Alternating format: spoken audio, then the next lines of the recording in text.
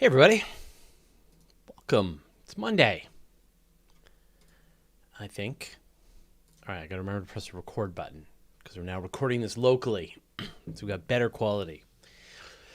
I know you're like the wrong audience because you won't have seen, you probably won't have watched the revised version of the QA. So you get the live show, so you get to chat with me and ask your questions live, and then the other audience gets to see the sort of final version where we made them really fancy. So Chad put a lot of work into this week's one. It looks great. Lots and lots of graphics, good editing.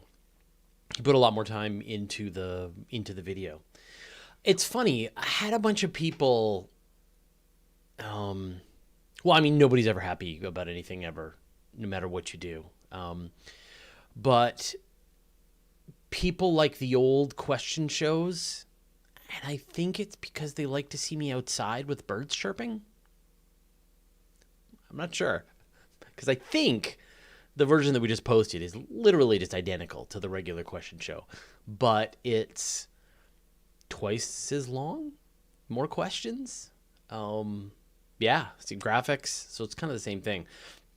Some people also didn't like the fact that they get a they get a notification that there's a show and then they've already watched it, and that should only happen to a small group of people that are really quick on the button, because I make this hidden after the show, so unless you watched it.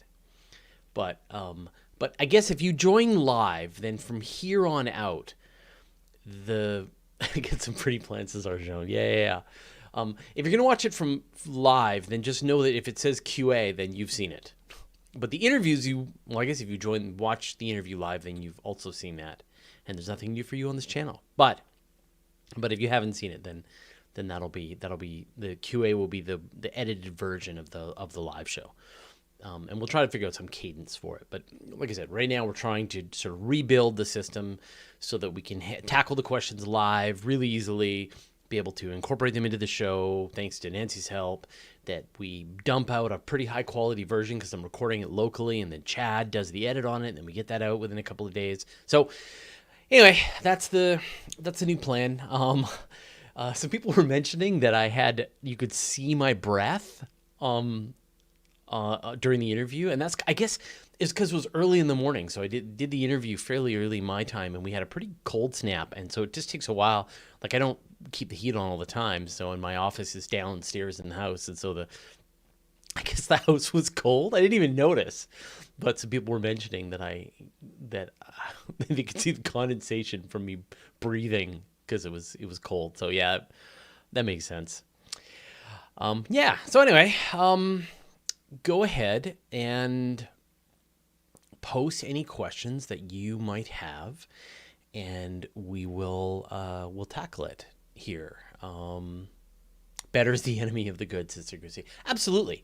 And I sort of had a bunch of people comment last week or from the video about me talking about doing the Guide to Space videos, and sort of, I don't know if I really communicated it properly, what my issue is.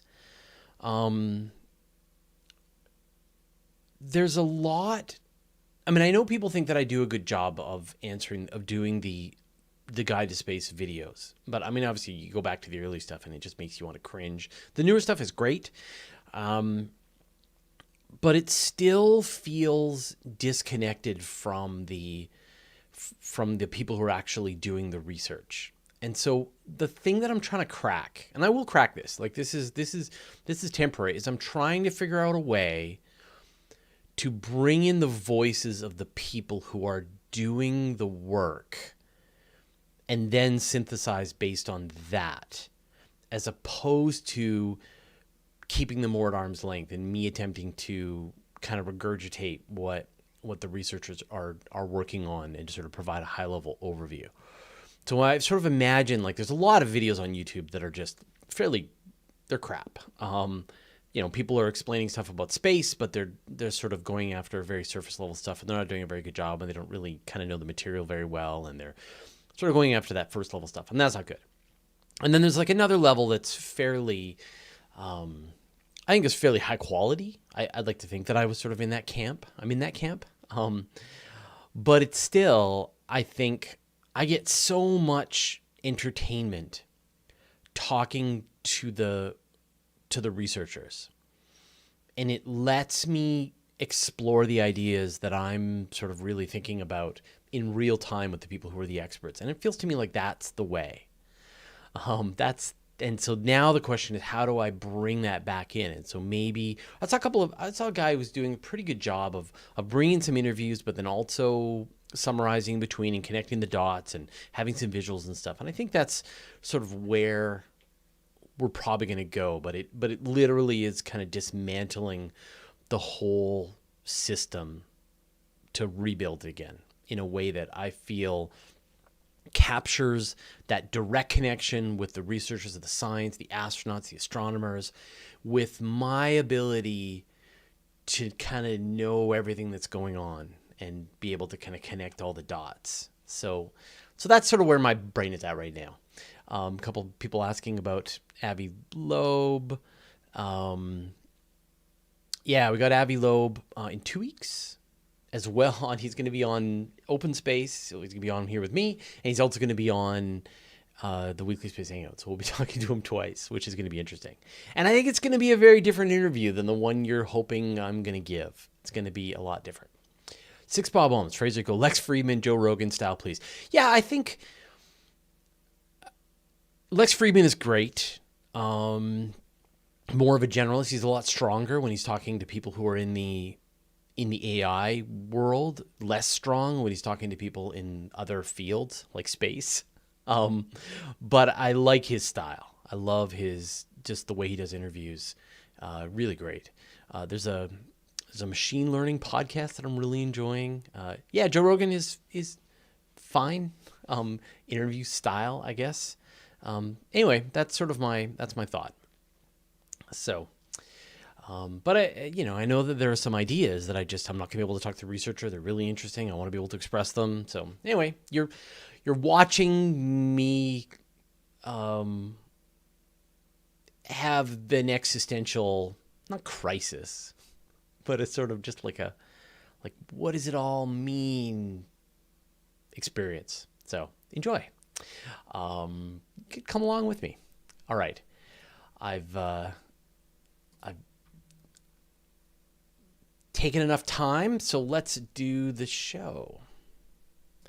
And I'll probably stick around a little longer afterwards as well. So don't quite leave the second I say goodbye, because that's sort of me saying goodbye for the QA, but I may stick around as well. Sort of. All right, here we go. Welcome to the question show. Your questions, my answers, wherever you are across my channel, just go ahead, type them in. I'll gather them up and answer them here. I record this show every Monday at 5 p.m. Pacific. So come join me live on my YouTube channel if you want to ask your question to me directly.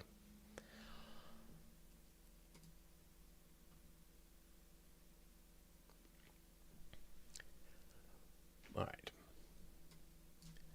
Moochie to Chat asks, are there ways Starship could tether with another starship and rotate on the way to Mars to get some spin gravity? As it's currently envisioned, no. I'll sort of explain this. So right now, of course, we don't have any kind of artificial gravity in space. We don't have the expanse where they just fire the thrusters at high speed and accelerate, and that gives you 1G. We don't have any rotating structures that can provide you with gravity. And so when the astronauts board Starship and they make the flight, the colonists fly to Mars, they're going to be in zero gravity for 6+ months in the time it's going to take to make the journey to Mars. Now, we know from the International Space Station that astronauts can handle a year in space with not a lot of adverse effects. So I wouldn't be super worried about needing to kind of keep people healthy for the 6 months they're spending time in space. The radiation is a bigger issue than the than the lack of gravity. And then when they get to the surface of Mars, then they'll be in gravity again and they'll be able to recover. And in fact, it'll be easy because they'll be in 35% gravity as opposed to going straight back to the Earth. But theoretically, sure, you could take a couple of starships. You could, once they're in space, flying side by side with each other, you could reel out a tether, connect them nose to nose, or maybe have them be like, sideways, and then they're just sort of, actually, you probably want them nose to nose. And then you would have them rotating end over end while they're on their way to Mars. And then when they have arrived at Mars, then you would stop the rotation, you would detach the starships, then they would both do their landing, and everything would be fine. So then you would get a few months of artificial gravity while you're in that. And this idea of, not specifically starships, but just of having some long tether, having a counterweight, and then having your spaceship it's very common. It's happened for, that idea has been expressed for decades. And I've even seen some renderings of people seeing what it would look like with starships. So I don't think we're going to see it happen. I think it's theoretically possible, but it's sort of just not practical. And for the short amount of time that we're going to be traveling to Mars, it doesn't really matter. It's no real point. I think, though, that coming up with some kind of artificial gravity system, just testing out a technique, and we talked about this last week or a couple of weeks ago, is really key. Like, it is the big unknown right now in space exploration is how do we keep human beings safe in space? And the radiation, we know you just have to put some kind of material in between you and the put like water or metal or whatever. But the lack of gravity is a real tricky one, and it needs to be solved. And we just need to know, can you get by with a small centrifuge that makes you spin uncomfortably fast but provides you with artificial gravity for a little while? Or do you need to go in something that's much larger and more slow, but it needs to be constant? We just don't know, and this is a big mystery. All right, so I answered that one. Okay. John Minton. Would you rather have LUVOIR or this again. John Minton. Would you rather have LUVOIR or the overwhelmingly large telescope? We talked about the overwhelmingly large telescope last week, the 100-meter telescope that was originally thought of by the European Southern Observatory and then canceled because it was going to be too expensive. By it's going to be like $4 billion. And then LUVOIR is the upcoming replacement for the Hubble Space Telescope. It's going to be a big telescope that's probably going to launch 2035. It's going to be a 9 to 15 meter telescope, maybe larger. That's still sort of being figured out by the Decadal Survey, which is a meeting that astrophysicists meet every 10 years and decide their priorities for the upcoming decades. And so which one would I rather have? I don't know. I would say, based on how well ground-based telescopes are doing of recent years, if I had to choose, I'd probably take the overwhelmingly large telescope over LUVOIR. A space telescope would be great, and LUVOIR would be amazing, but I sort of am imagining all of the issues that's happened with James Webb, even with Hubble, that to have a ground-based telescope that would probably come in at budget, that you could replace the instruments on board, and you've got a telescope that is just, it's ridiculous. It's the ridiculously large telescope. That'll come after the overwhelmingly large telescope. But yeah, I would probably choose the overwhelmingly large telescope, and it would be cheaper. It would be billions of dollars cheaper than LUVOIR. So, but don't make me choose. Like, what kind of monster are you?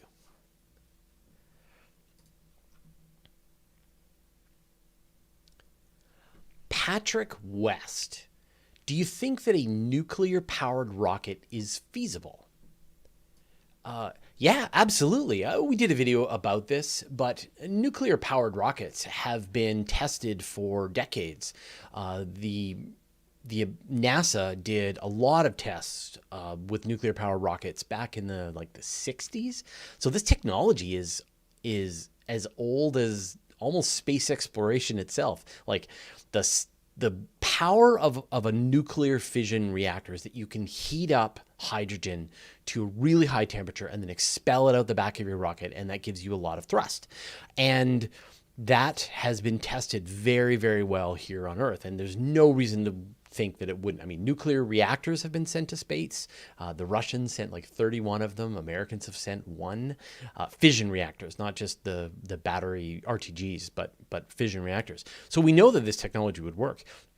And it looks like most in the last couple of years, NASA was given an authorization by the White House to pursue nuclear-powered rockets. So that said, I mean, they would be incredibly effective, very efficient. They would cut down travel times to Mars.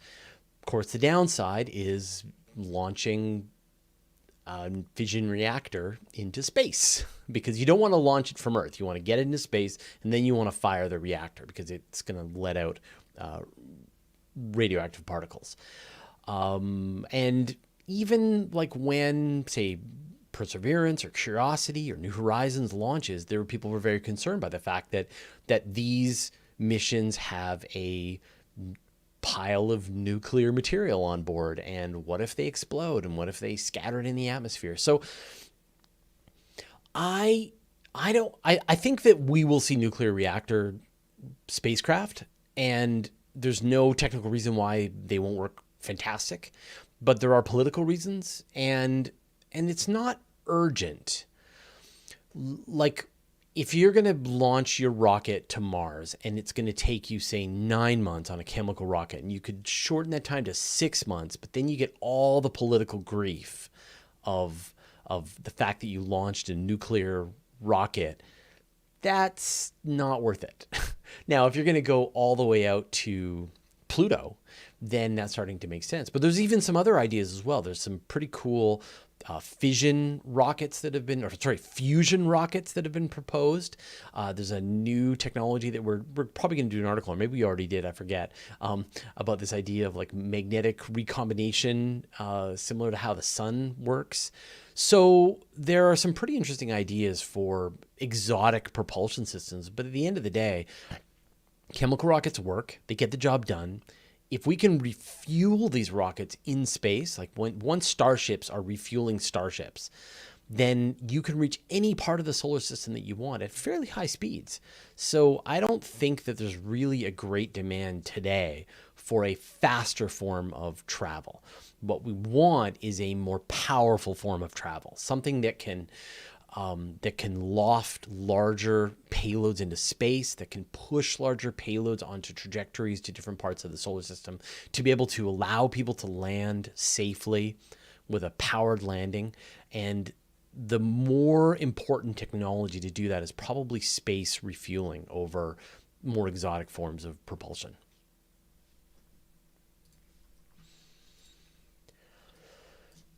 All right. 211212112. What do you think about Abraham Loeb saying that it might be aliens? It's funny. I was talking to Paul Sutter a couple of days ago because he did a response video to Avi Loeb's book tour of talking about his Oumuamua theory that Oumuamua is a spacecraft, and I want to talk to him personally, and so maybe you're going to see a much better answer from me, like to that question in about a week and a half, 2 weeks. I think he's coming on the 14th, and we're going to talk for an hour, so we'll get into it. And the thing is that with this audience, we're not going to have to talk about like what's Oumuamua and what's the Fermi paradox and so on and so forth. We can get right down to it. And the question that I think is important, and I disagree with Paul a bit, but I definitely get what Paul says. Dr. Paul Sutter, Ask a Spaceman. I'll link to his latest episode. But Paul really feels like When you invoke aliens, then you're not, because the hypothesis isn't well tested, you're not really able to know whether you're right or not. And the problem is that it's aliens, when there are other natural possibilities for what Oumuamua could be. Lots have been suggested. It doesn't really get you anywhere scientifically speaking. And I think a deeper issue that Paul didn't really get into is that it erodes confidence in scientists by the public because they get really excited. Or so scientists believe. And I don't think that's entirely true. I think that, we thought about the phosphine discovery on Venus. We thought about the discovery of Martian rocks, life on Mars rocks, and the Viking experiments. There's been plenty of times where it's been inconclusive and people have been super concerned about it.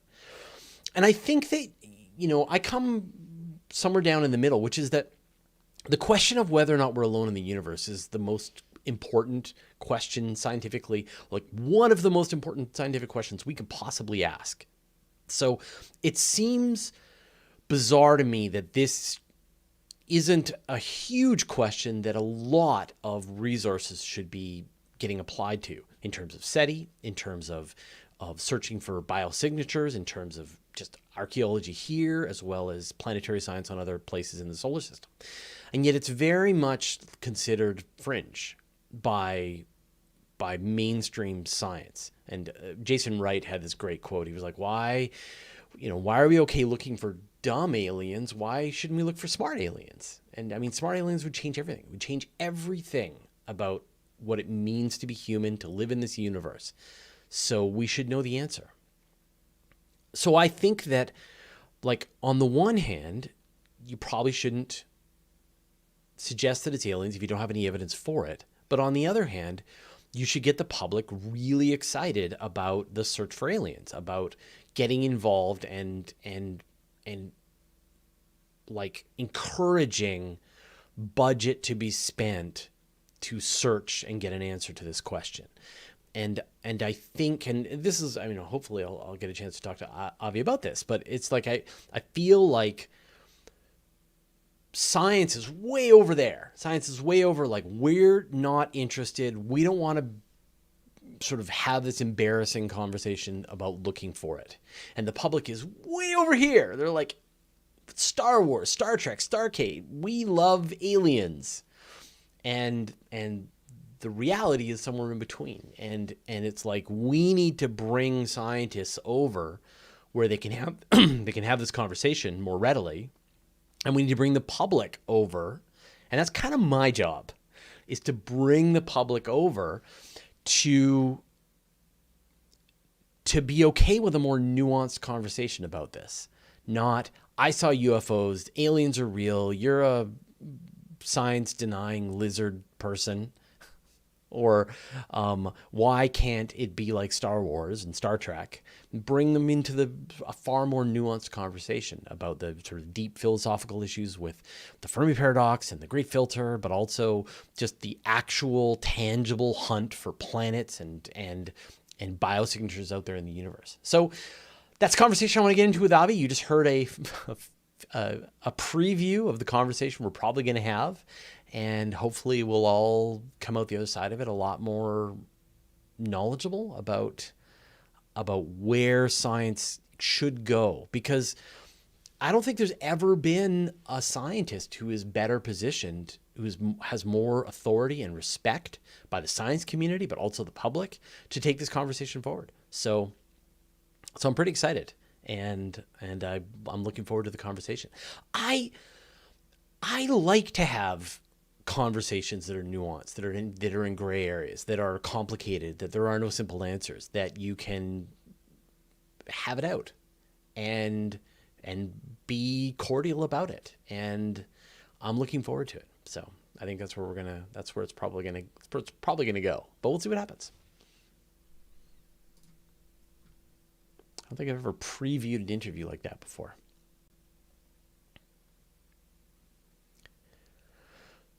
Ryan Schmitz and Arjone asked, can you tell us about the issue between the FAA and SpaceX regarding the Starship launches? This story is kind of breaking today, so I don't really know all the details. I'll know more later on in the week. But what happened was, apparently when SpaceX launched the Starship SN8 and it exploded on the launch pad or the landing pad, it was done without the FAA's exact requirements. That SpaceX had skipped a few steps. And so this time around, the FAA has been a lot more, they're the regulating body that controls rocket launches within the United States, and they were a lot more concerned and had a lot more issues and boxes to check. And I guess it had snarled up the launch of SN9 or SN10.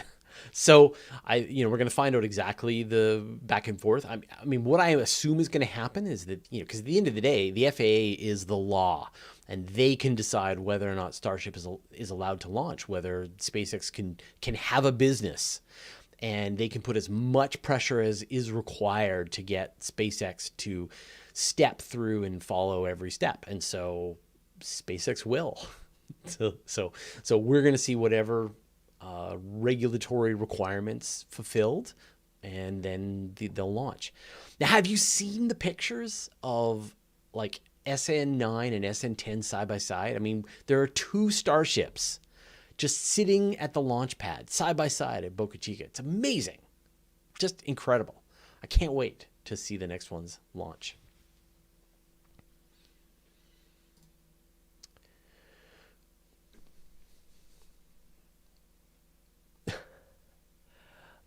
Larry Beckham is asking, did you talk to Matt Williams about the magnetic reconnection process to harvest energy from an ergosphere? Will he be on the weekly Space Hangout soon? I'm not sure if I understand ergospheres yet. So Matt Williams is one of the writers at Universe Today, and he covers a lot of the sort of futurist concepts. He's actually a science fiction writer, but also a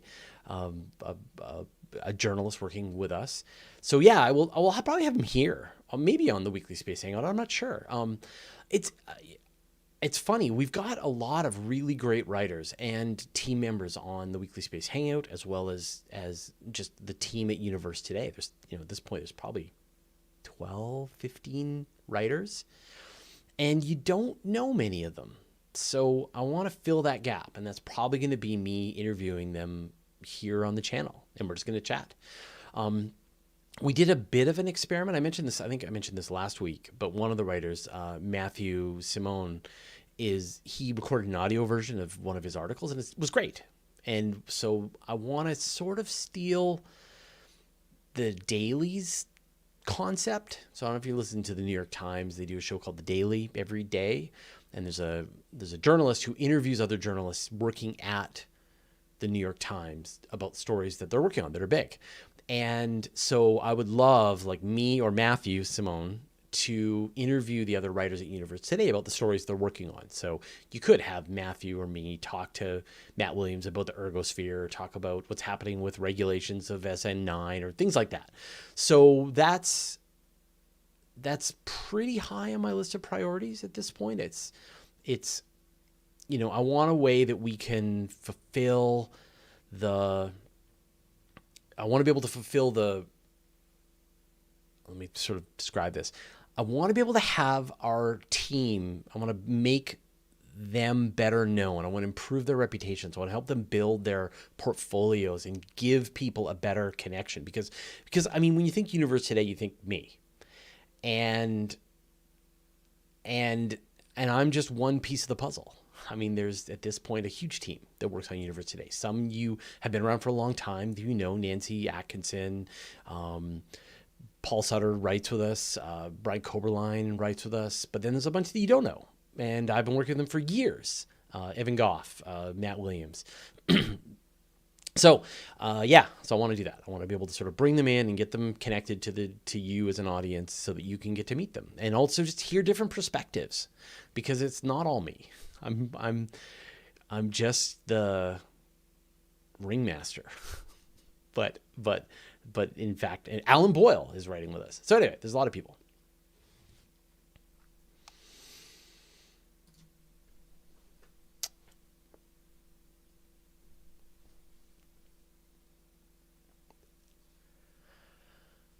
Phil Deshane, I've been trying to memorize the right ascension and declination of the 30 brightest stars. If there's any value in this, the goal is to look up and know what I'm seeing.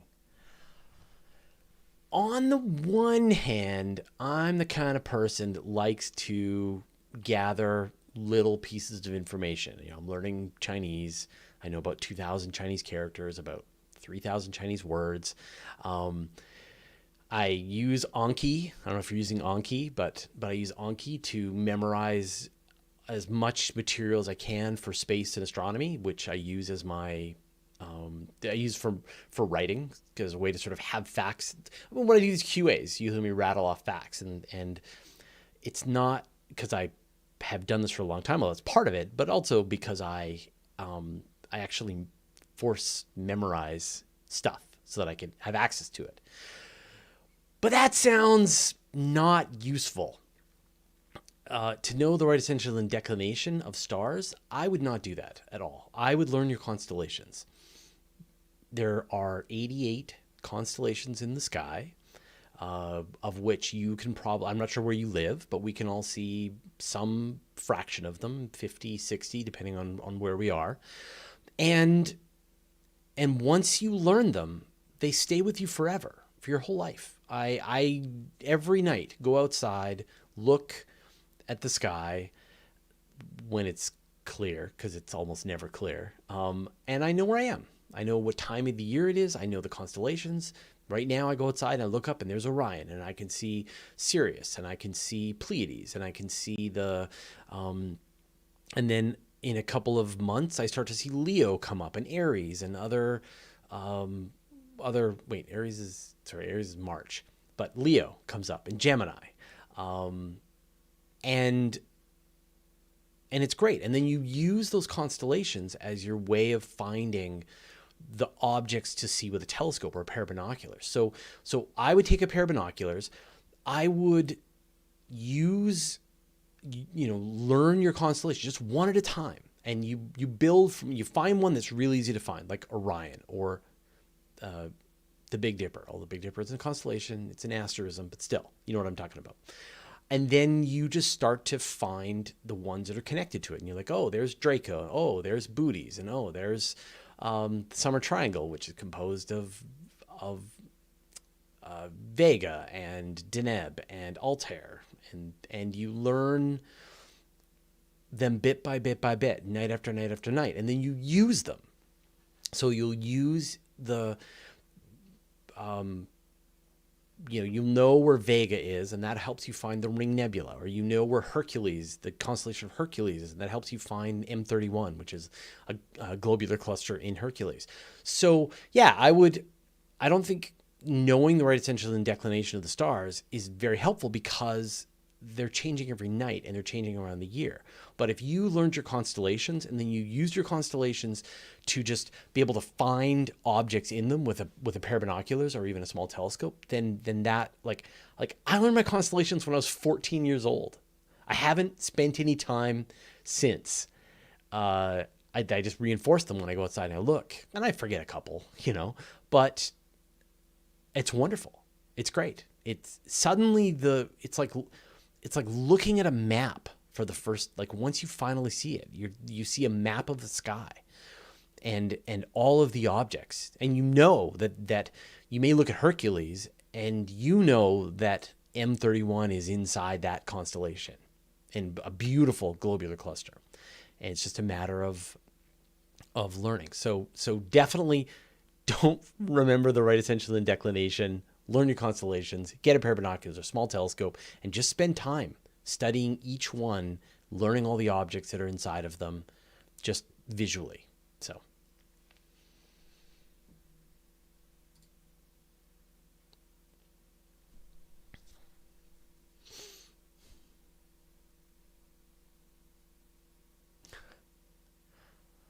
All right.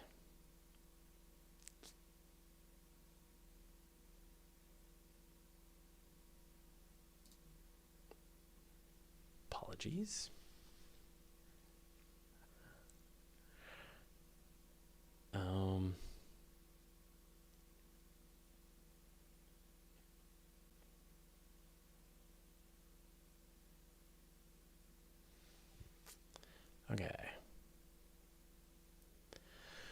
Vince Clortho asks, what are the odds that any spacecraft traveling at only a few percentage points of the speed of light won't collide with even a grain of dust in interstellar space?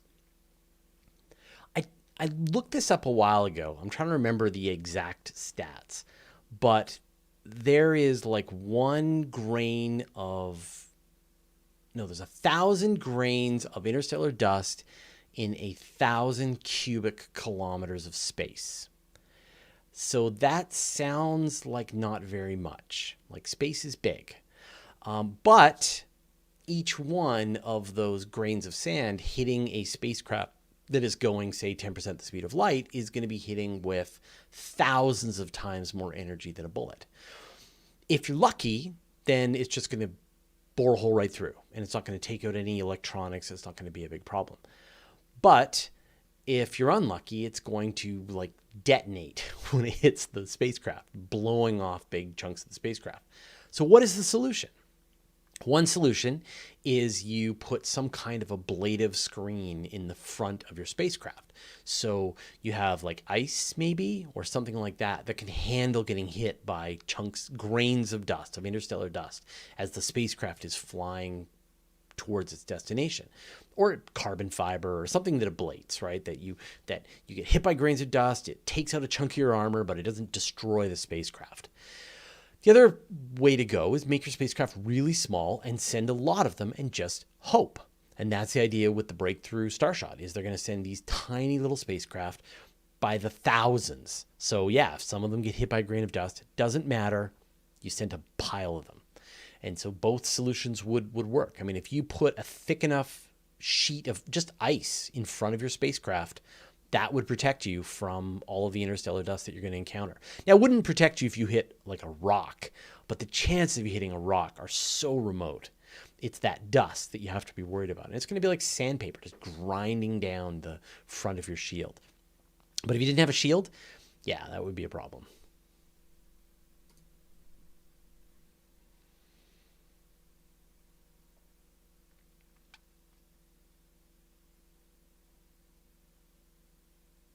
Answer that? What? Weird. Okay. Sarah Cameron. My 6-year-old had a great question. He asked, what would happen to the Earth if it had no moon? I understand we would have no tides, but would this affect the climate? It's believed that having a moon is one of the reasons why Earth has life. And it's not about the climate.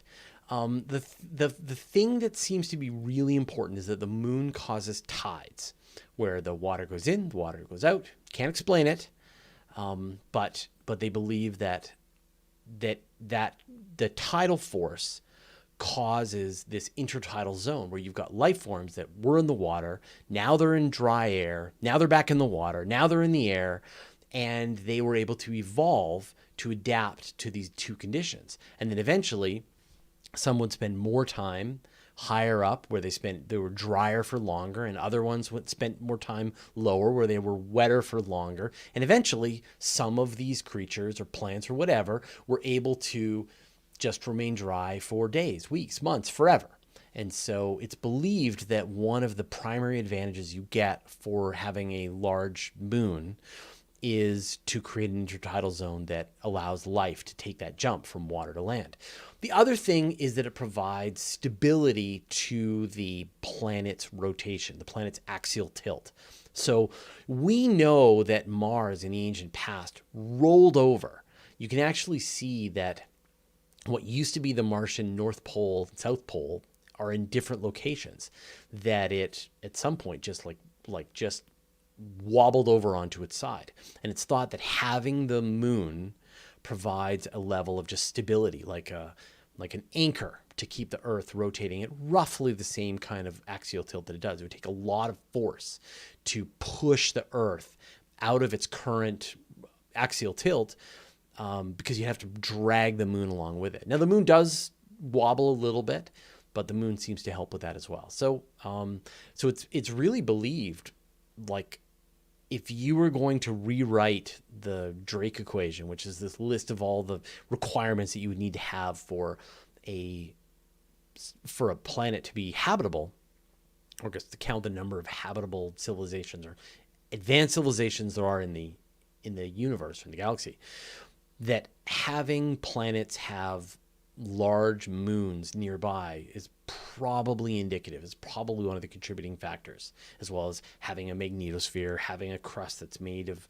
certain kinds of components, etc. So yeah, the moon is critical, probably, to life on Earth.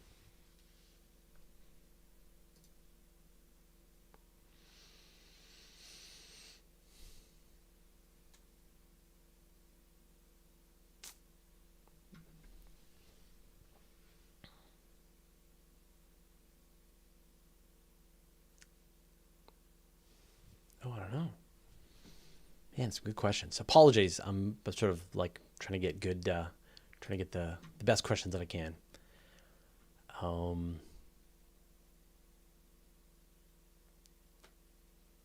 okay, that's a good one. Colby S asks, why aren't there any elongated craters in the moon, only circle craters, if meteors are coming from all directions, up, down, and sideways? That is a great question. When you look at the moon, or when you look at just craters in general, they are always circles. They're not gashes or whatever you would expect. If they're coming in at different angles, then you would get a smear on the moon at whatever angle the asteroid hit at. And the reason is that when it doesn't matter what angle an asteroid hits the moon, or the Earth, Mercury, whatever, the moment it hits, it immediately essentially detonates like a bomb and transfers its material directly into the crust, directly down. So no matter what angle that meteor came in, if it's just like skimming in, the second it hits and transfers, it just kind of goes kaboom. Now, there are a couple of examples. There's very rare examples where you actually do get this swipe, that if it comes in at low enough angle, that it will sort of create this smear. And there's also some interesting chains where it looks like maybe like a meteor broke apart and like as it was coming in and then sort of dropped a bunch of chunks in a line. And you can see these meteor chains on the moon. But just in general, whenever an asteroid hits the moon, it just immediately creates a circular detonation. And in fact, when you see the animations of it, right, that you see the mushroom cloud as it's sort of expanding up from the impact site. That's what you get. You get just this. It's like someone let off a bomb at that place, and you get the circular detonation zone. You get this splash that comes up in the middle of debris that actually can freeze in place, and that's why you get these mountains in the middle of these things, like a splash. And then you get this ejecta blanket that falls over and sort of creates this giant shape around. So yeah, it's kind of amazing. It's a cool thing to notice that.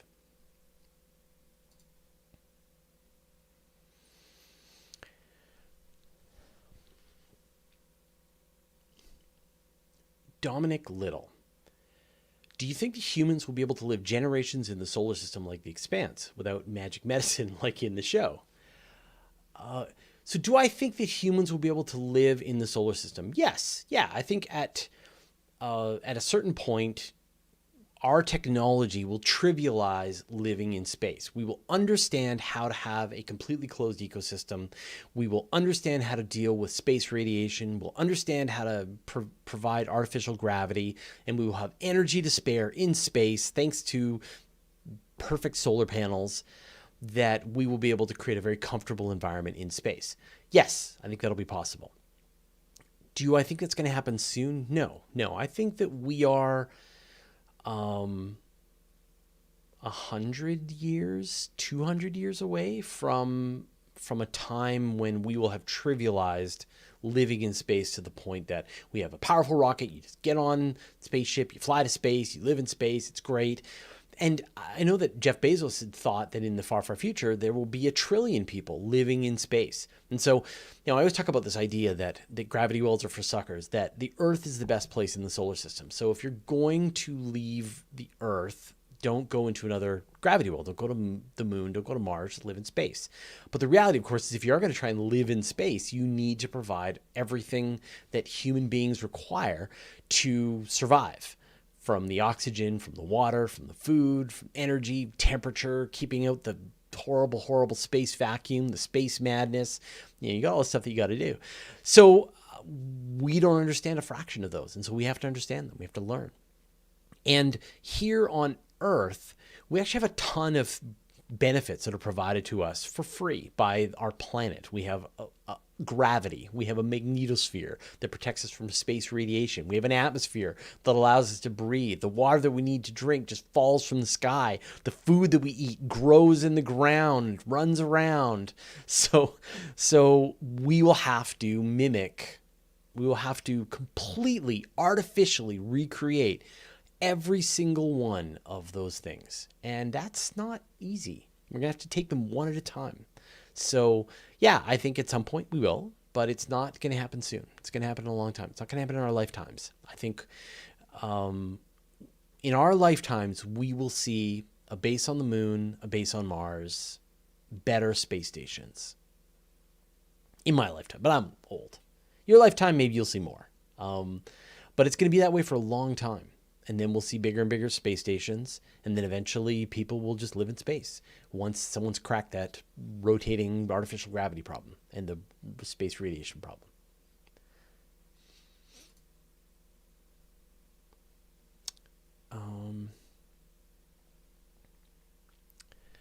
Manimus 11. If we ever have the option of having a fuel depot in low Earth orbit, do you think there will be a limit to the amount of fuel in the depot? I did a video on this a couple of years back, but one of the biggest ideas that's waiting to happen, one of the things that will really unlock exploration of the solar system is the ability to refuel your rockets in space. So right now, when you launch from the Earth, you need like 8.5 kilometers per second of velocity just to get off the planet. And then once you're in orbit around planet Earth, you then need more to go somewhere else. You need many more. If you want to leave the solar system itself, you need like another 8 kilometers per second. If you want to go to Mars, you need a couple of kilometers a second. You want to go to the moon, you need a couple of kilometers a second. And you've used all your fuel by launching your rocket, just getting off the gravity well. Again, gravity wells are for suckers. The Earth's gravity well is awful. So the idea is that you have fuel depots in space that are refilled. So you have, say, a Starship launches, flies to a fuel depot, refills it with methane or hydrogen or oxygen or whatever you need for different kinds of rocket types. And then say when Starship launches, it docks at the fuel depot, refills itself completely. And now it's already broken free of Earth's gravity. It's already in orbit. And so now it can use all that propellant to go to some other destination. You can then get by with smaller spacecraft, with tankers. You can have spacecraft that never have been built on the Earth. Like think about the Enterprise from Star Trek, right? It can't land on planet Earth. It has to fly in space. So imagine a rocket that's only designed to live in space. What does it mean? What would a rocket look like? What would a spaceship look like if it only lived in space and refueled? So there's a ton of advantages, lots of great ideas. And in fact, United Launch Alliance put a lot of energy into thinking about this idea for refueling depots in space. NASA's put a lot of work into this as well. Again, these are ideas that have been thought of for decades, probably 50 years. NASA has been thinking about refueling rockets in space. And so one really interesting thing recently was they did a partnership with SpaceX where they provided SpaceX with all of their technology for free for SpaceX to try to implement it. And in fact, there's a refueling depot on the International Space Station. They've been testing out this technology on the space station. One of the big problems is that when you're in space, it's really hard to keep volatiles together.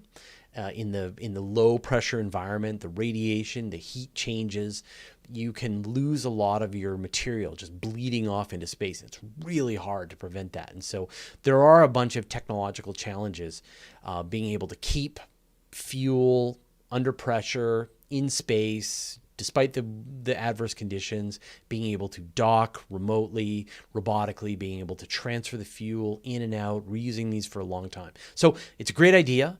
I would put it like almost as important, maybe more important than artificial gravity, actually. Yeah, refueling spacecraft. Now, of course, the Starship, the plan to send Starships to Mars depends on orbital refueling. So the plan is, of course, a Starship will launch, fill with fuel, another Starship will launch, it'll transfer all the fuel, and then the one Starship will land, fill up with fuel again, launch again, refill the Starship again, and now it's got enough fuel. It's, its tanks are full and it's in space, and then it can make the flight to Mars and back, and be able to deliver humans to the red planet. So, yeah, I think that's super important. All right.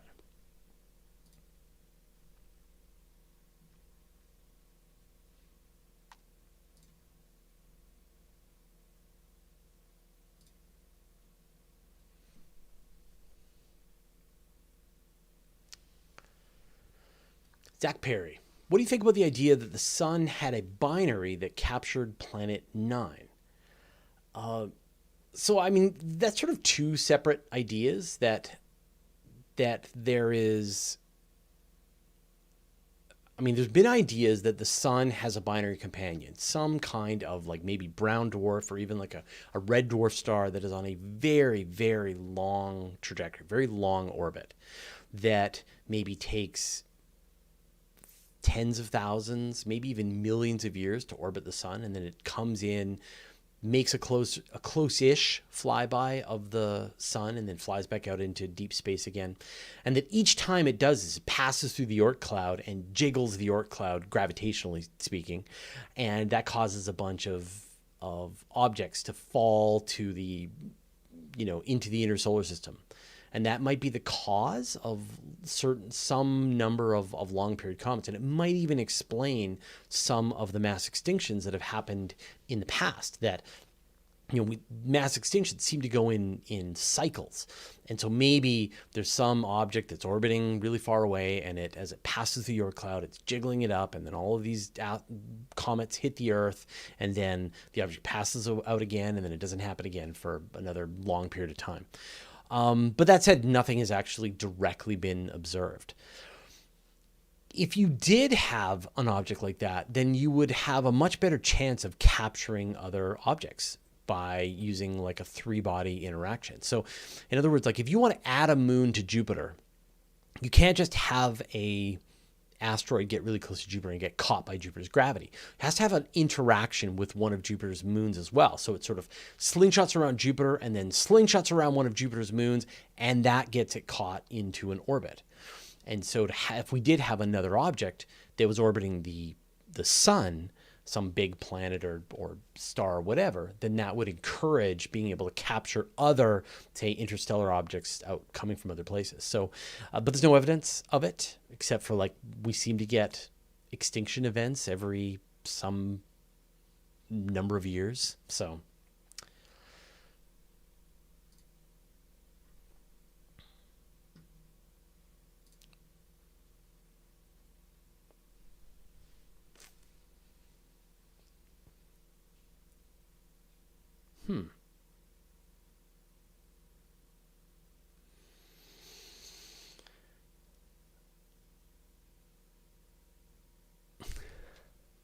I already answered one of your questions, Colby. That's a good question, though. Apologies. So people are saying in the chat that New Glenn launched? No. Did it? Or a Vulcan? All right. Alvish asks, hey Fraser, since M-type stars have so many problems like tidal locking and radiation, what do you think about life on K-type stars? Yeah, K-type stars. So for the longest time, astronomers have been thinking about life on stars like the sun. Main sequence stars, they live about 10 billion years. We're about halfway through the lifetime of a star. They're good. But 10 billion years is not a long time geologically, life-formingly speaking.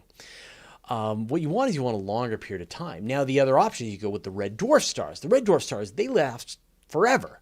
A red dwarf star just sips away at its fuel for hundreds of billions, maybe even tens of trillions of years. As you can imagine, life gets settled in on around a red dwarf star and continues to evolve and live there for effectively forever, right? 10 trillion years compared to 10 billion years here on Earth with the sun. But the problem is that red dwarf stars are nasty. When they start up, they have these awful killer flares that could just scour the life off the planet. So what you want is you want a star that's going to last a long time, but isn't going to be really, deadly to any planets that orbit around it. And it looks like these K-type stars are the best places. They live 60, 80 billion years. So they're smaller than the sun, less fuel than the sun.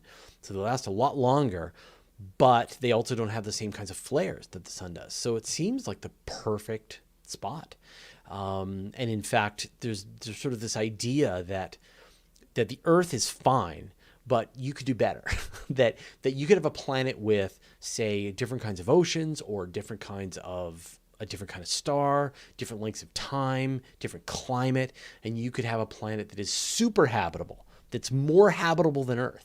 And one of the keys to this would be definitely being around a star like a K-type star. So I think it's a great idea. And in fact, we should definitely be looking at K-type stars out there. Because remember, the Earth has been here, or the sun has been here for 4.5 billion years, but the universe has been here for 13.8 billion years.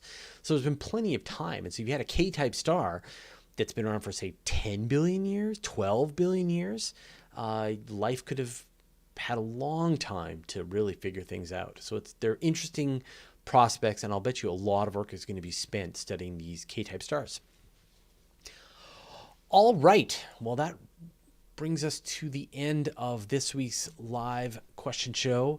I would like to thank our patrons. Thanks to Harold Bardenhagen, Thomas Smith, Martine Nolan, Chris McNeil, George Saunier, Tom, and the rest of our 860 patrons for their generous support.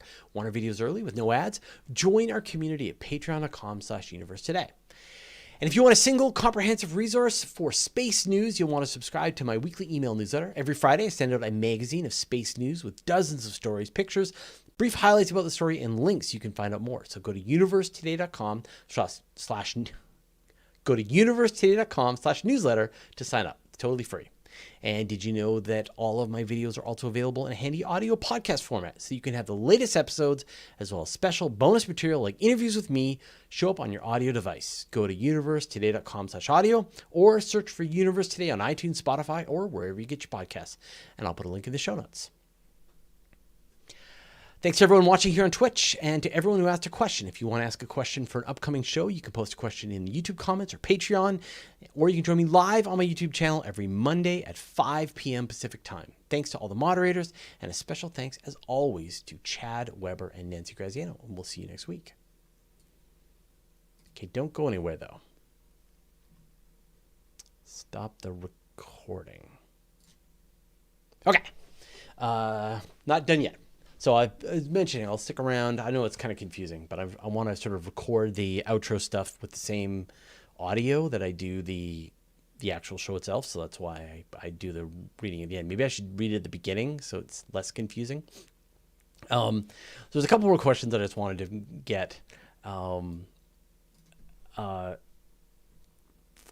Colby has asked, what do you think about space conspiracy theorists, or have any been proven true? No, conspiracy theories are a funny thing, where I don't even really understand them. I guess in some cases, conspiracy theories have been proven true.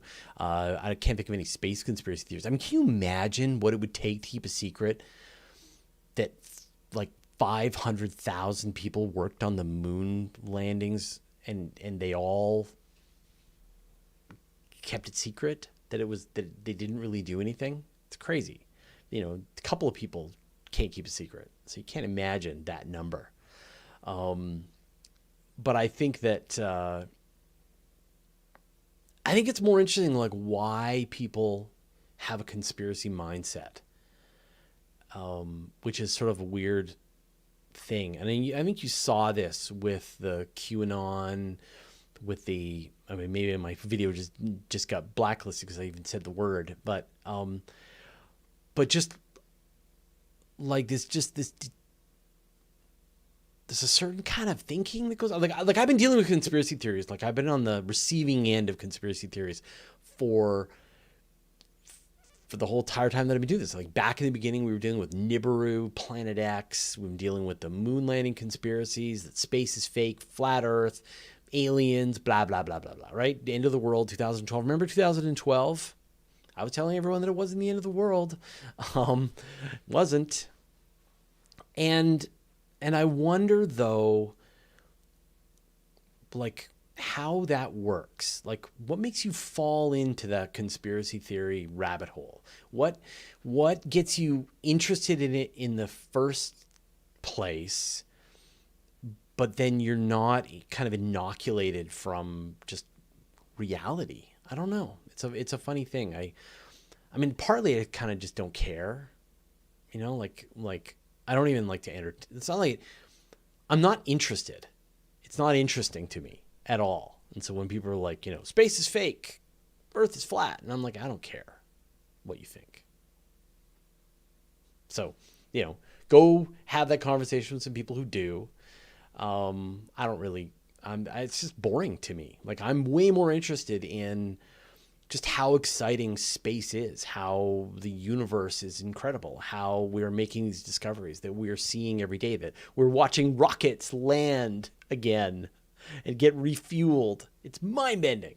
So if people want to either say that there's some kind of vast conspiracy that I'm a part of, yeah, just like go talk about it somewhere else. So I'm not interested. So that's sort of how I feel. I'm bored of it.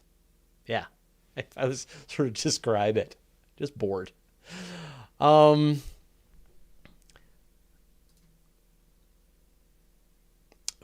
Deshane asks, how has your computer science degree helped you in your current career other than as a fallback career? Yeah, computer science is one of the most useful degrees that you can have. Just knowing how to use computers in general is one of the most useful things you can do. And so much of the world is computers. So, I mean, I have to manage a Unix web server. I have to develop, like, you can't see it, but I am answering questions because of an app that we developed internally. We have a huge system that we use to manage all of the stories, all the questions, all the live shows, all the writers get all their story assignments from this system, and we built it. And that's all, you know, my background and experience with computer science. My favorite thing is to build interfaces to help manage and organize processes. I know this is super weird, super nerdy, super in the weeds, but I really enjoy taking some repeatable process that we have to do on a regular basis and create an app that does it. Like by app, I just mean like an interface, some sort of database driven with a front end that you know, content management system. I love to build content management systems. Love it. And I like to make them just for a small audience, so they don't have to be made for the public. And like as soon as you try to make them usable by the public, you have to deal with technical support and all that kind of stuff. I don't like that. But to, you know, I'll just give you an example. So I post stories that we're going to be considering on Universe Today on Twitter, and then we automatically suck in the articles from Twitter. We put them into a database. We see which stories people thought were interesting. The writers can see this big list, and they can grab the stories that they want, They can claim them. They can click a button and it automatically brings them into WordPress. So they can start to write their article. When they've written the article, it automatically pulls it back out of the database, assigns it to them. It lets them invoice me at the end of the month. And it lets me build my newsletter. So I write my newsletter, all of the stuff that's happened in the universe today, empire for the day or for the week, is all in one big place. And I just write like crazy, just this, then that, then this, then this. So that newsletter that I write, I mean, it's like sometimes 5,000 words sometimes.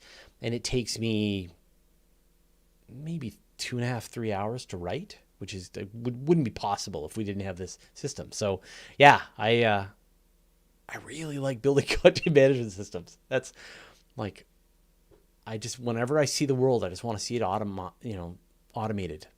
So, but I do think that being in computer science and being, we think in terms of algorithms, think in terms of accelerating process. Machine learning is really interesting to me. So a lot of that stuff, both practically has been very useful, but also just like in general, being able to just be able to work with computers. So much of what we do all the time is with computers. Nancy Grazzi is saying, hi everyone, thank you for the latest app. Yeah. So you might not know, Nancy right now, when she sees YouTube chat, she just double clicks questions and they pop into our database. So, and I don't want anybody else to use this. We're not gonna release it as a thing. It's just for Universe Today. It's just for the team, because I don't want to have to try and like make it useful for a wider audience. That's a whole other level of hurt. But yeah. Zach Perry, perhaps question the on board reaction though. As a science communicator, aren't you in the best position to convert their confused curiosity into scientific fact? It depends on the person. Like, when you engage with the public long enough, you can tell when people are being genuinely honestly trying to engage because they're curious and they're questioning. And when people are, I heard a new term, they're called sea lioning. They're sea lioning you. So they have an established position. They're really just trying to waste your time, trying to confuse you, trying to make your life miserable. And that takes two to tango. So I would rather just not be a part of that. So it really just depends. Like if a person is genuinely confused, has some questions, they need some information, and I can clear that up for them, that's great. If there's an audience watching and I know that people are going to be on the fence about an issue, then I can have a conversation with someone who I know is not having a conversation in good faith, but I know that other people will be watching from the sidelines and that will help them out. So I'm willing to do that.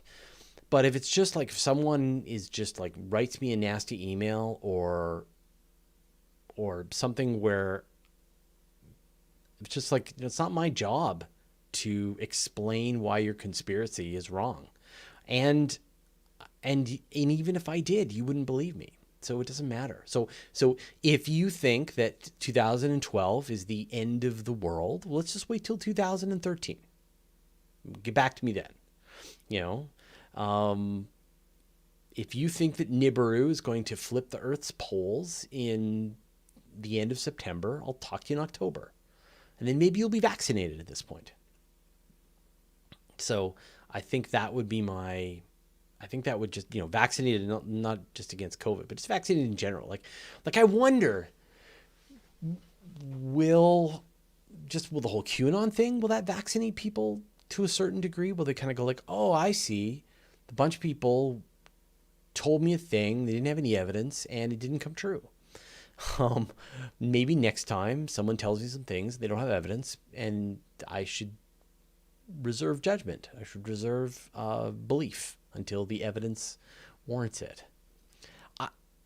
I really recommend Pale Blue Dot and Demon Haunted World by Carl Sagan. If there was like one book that unlocked my ability to think skeptically, it was Demon Haunted World. I can't recommend that book highly enough, by Carl Sagan.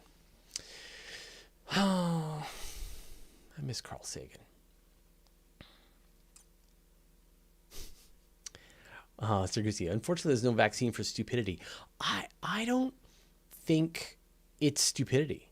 I don't think conspiracy thinking is stupidity at all. And I think it's really it's kind of dangerous and simplistic to see it as, because I know people, I've met people who are very intelligent and they fall for conspiracy theory, which makes you wonder what logical fallacies are you falling prey to?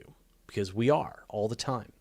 And you have to, even if you know the logical fallacies, you're falling for them. So I think it's super important to not think that it's just because people are stupid, because you can be very smart and believe in conspiracy theories.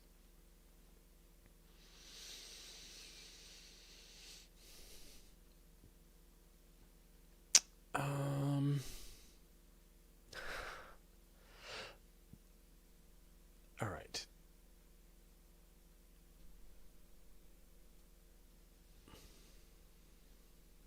What? All right. All right. I'm going to wrap up today's episode. So this will become QA 135. So when you see QA 135 in a couple of days, just remember that you were there for the live show. So don't watch it again unless you want to, because it'll be pretty. It'll have lots of really nice graphics and music and text and things like that. So definitely do that. All right. Well, thank you everybody for joining me on Open Space. Thanks, of course, to Nancy for clicking the questions. I really appreciate you putting in the time and helping keep me organized. Seriously, it would be rough to try to do this without your help. So thank you so much. All right. Thursday morning, I've got an interview. Let's see. Let me just give you the list here. Just a little housekeeping here. Thursday, I got Chris Profit. We're going to be talking about SpaceX from the ground up. So he's going to sort of bring us up to date on all things SpaceX, Starlink, Starship, rapid reusability. On the weekly Space Hangout, we got Dr. Jenny Radabaugh talk about the Titan Dragonfly mission. And Astronomy Cast on Friday, we'll be talking about new methods of hunting planets. So lots and lots of good stuff coming up. Next week, I got Avi Loeb. Maybe it's the week after. But it's going to be like a twofer. Avi Loeb on the weekly Space Hangout and on Open Space. So we're going to, and I think we just reviewed his book on Universe Today. So it's all Avi Loeb all the time. All right. Thank you, everybody. And we'll see you all next week. Or Thursday to talk with Chris Profit.